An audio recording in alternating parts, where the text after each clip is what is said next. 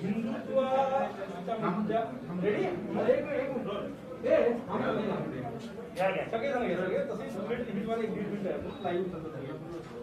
Hello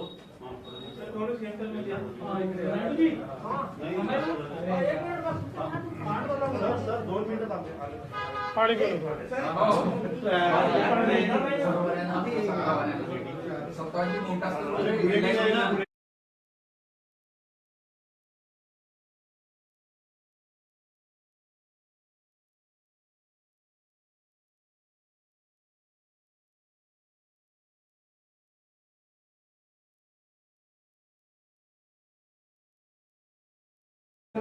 bulletin सुरू होत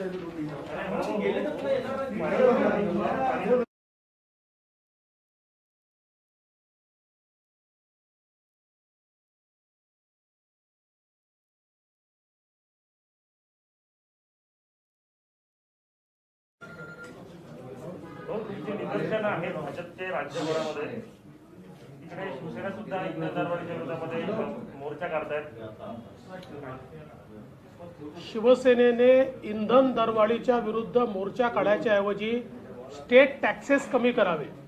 याचं कारण पेट्रोल डिझेल अजूनही वॅटच्या रेजिममध्ये आहे, त्याच्यावर जीएसटी नाही आहे। त्यामुळे त्याचे दरवाढ जेव्हा होते त्यावेळेस ती महाराष्ट्रात जास्त दरवाढ होते, कारण महाराष्ट्राचे स्वतःचे टॅक्सेस जास्त आहेत। मागच्या काळात जेव्हा अशाच प्रकारे पेट्रोल डिझेलचे भाव वाढले होते, आम्ही राज्य सरकारमध्ये होतो, मी आणि अर्थमंत्री सुधीर मुनगंटीवार यांनी निर्णय घेऊन महाराष्ट्राचे टॅक्सेस कमी केले होते। त्याने पेट्रोल डिझेलचे भाव 2 रुपयांनी कमी झाले होते आणि महाराष्ट्राचं एकाही पैशाचं नुकसान झालं नव्हतं, कारण कॅस्केडिंग इफेक्टचे पैसे असतात। त्यामुळे पेट्रोल डिझेलचे आंतरराष्ट्रीय बाजारपेठेत भाव वाढल्यानंतर ज्यावेळेस त्याचं प्राइस ऍडजस्टमेंट होतं, त्या प्राइस ऍडजस्टमेंटमुळे महाराष्ट्रातल्या वॅटमुळे आपल्याला जास्तीचा भुर्दंड त्या ठिकाणी द्यावा लागतो ग्राहकांना। तर राज्य सरकार आपलं प्रॉफिट थोडं कमी करू शकते, हा जास्तीचा भुर्दंड कमी करू शकते। त्यामुळे ही नौटंकी ही बंद केली पाहिजे आणि नौटंकी न करता, मोर्चे न काढता त्या ठिकाणी त्यांच्या हातात जे आहे, जे आम्ही करून दाखवलं होतं ते या सरकारने करावं आणि पेट्रोल डिझेलचे भाव कमी करावे। या ठिकाणी आमच्या संपूर्ण महाराष्ट्रामध्ये ज्या प्रकारे 78 लाख लोकांना विजेचे कनेक्शन डिस्कंटिन्यू करण्याचं आणि डिस्कनेक्ट करण्याच्या नोटिसेस या राज्य सरकारने दिल्या आहेत, खरंच महाराष्ट्रात मोगलाई आली आहे अशा प्रकारची अवस्था आहे।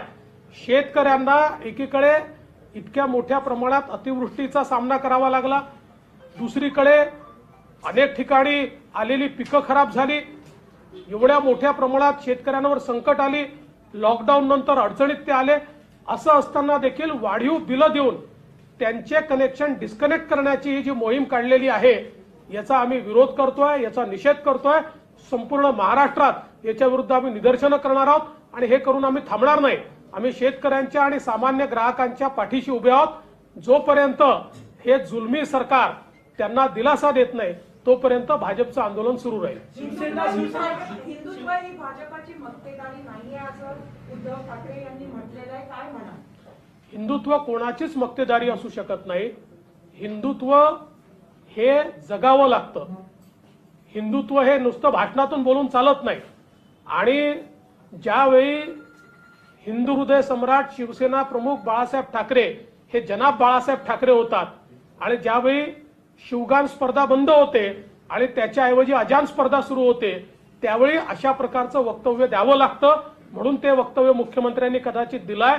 ही आमची मक्तेदारी नाही, पण तुम्ही का हिंदुत्व सोडलाय एवढंच त्यांनी सांगावं असं आमचं त्यांना स्पष्ट आव्हान आहे। शेतकरी आंदोलनावर सेलिब्रिटीजनी ठिकठिकाणच्या आंतरराष्ट्रीय ट्वीट केले, काय आहे, कोण आहे याच्या पाठीमागे?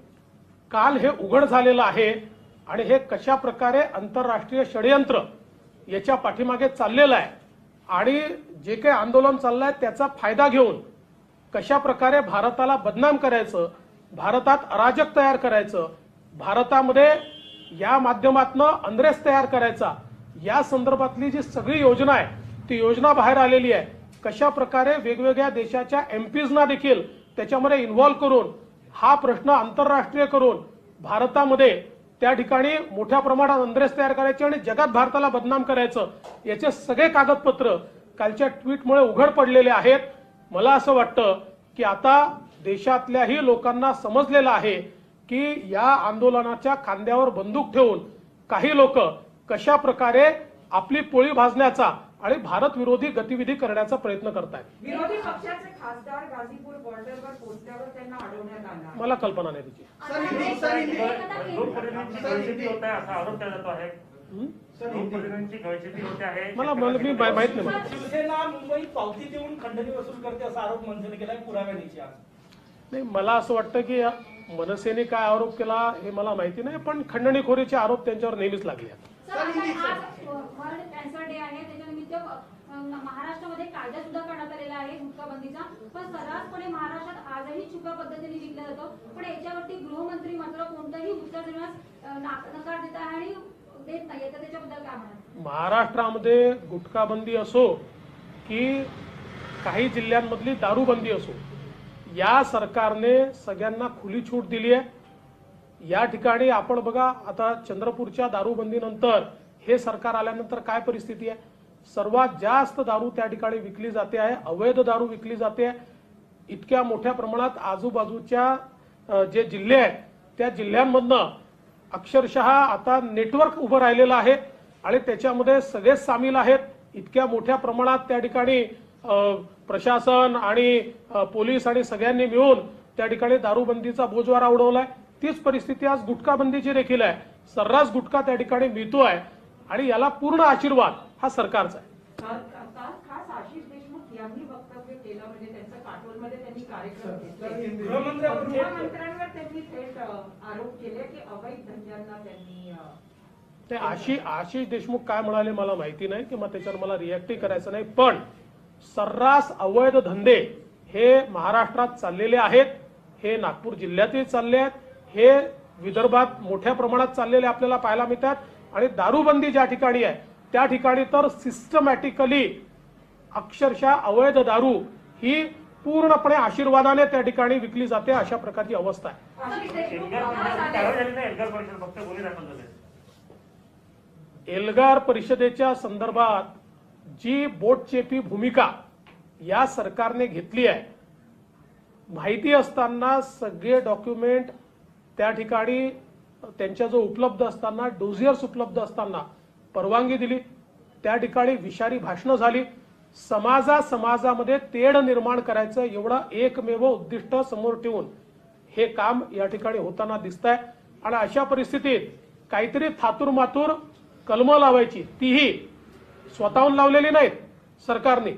जेव्हा आम्ही त्या ठिकाणी आंदोलन सुरू केलं तेव्हा या सरकारला जाग आली. आणि मला तर आश्चर्य वाटतं की आता म्हणजे राम मंदिराचे पैसे सरकारने द्यावे की जनतेने द्यावे याकरता अग्रलेख येतो, परंतु शर्जीलच्या अशा प्रकारच्या वक्तव्यानंतर 4 दिवस कुठलाही अग्रलेख लिहायला देखील फुरसत आपल्याला मिळत नाही. 4 दिवसांनी त्या संदर्भात जाग येते. अशा प्रकारची अवस्था आज या ठिकाणी पाहायला मिळते आणि सरकार यांना पाठीशी घालत आहे.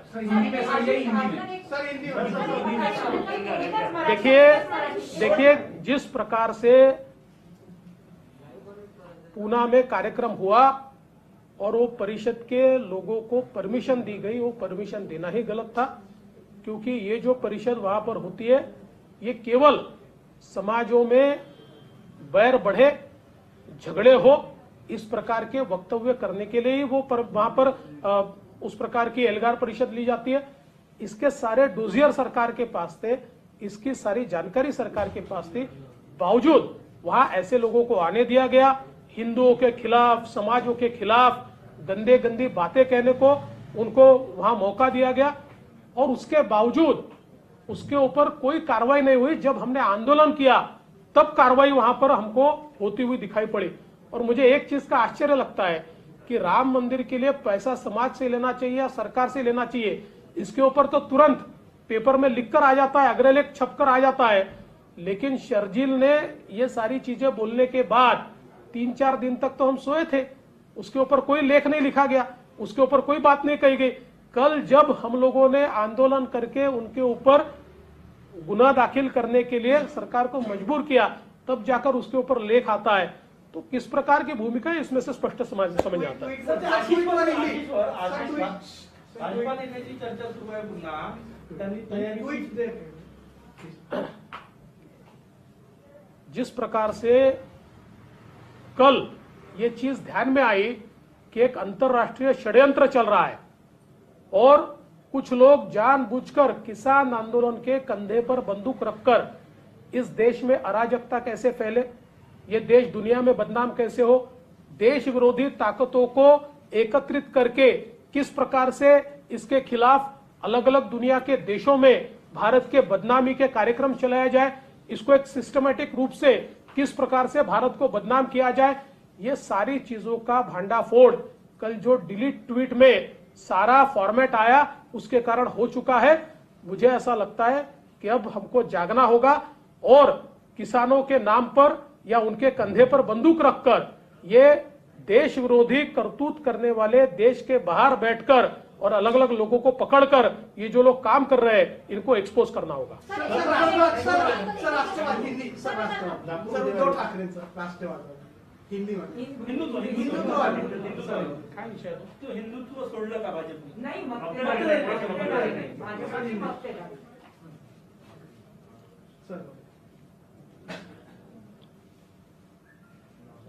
हिंदुत्व किसी की भी बपौती नहीं है, न वो हमारी बपौती है न किसी और की बपौती है। हिंदुत्व एक जीवन पद्धति है और हिंदुत्व भाषण में नहीं अपने जीने में लाना पड़ता है, अपने एक्शन में लाना पड़ता है। मुझे आश्चर्य होता है अब वो लोग हिंदुत्व की बात करते हैं जो वोटों के लिए हिंदू हृदय सम्राट शिवसेना प्रमुख बाळासाहेब ठाकरे कहने की जगह जनाब बाळासाहेब ठाकरे कहते हैं, जो लोग शिवगान स्पर्धा की जगह अजान की स्पर्धा लेते हैं वो भी अब हिंदुत्व की बात करते हैं। मुझे लगता है ये भाषणों में नहीं, आपकी जीवन पद्धति में अगर हिंदुत्व होगा तो आप हिंदुत्ववादी रहेंगे।